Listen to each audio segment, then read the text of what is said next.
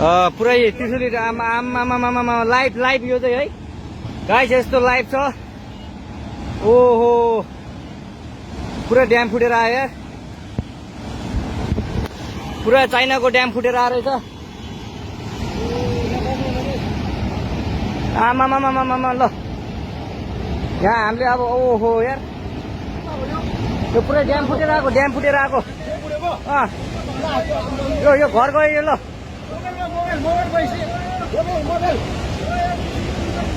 ल त्रिशुली बजारै गयो यार। ल गयो यार। ओ ए सिलास यता आऊ यता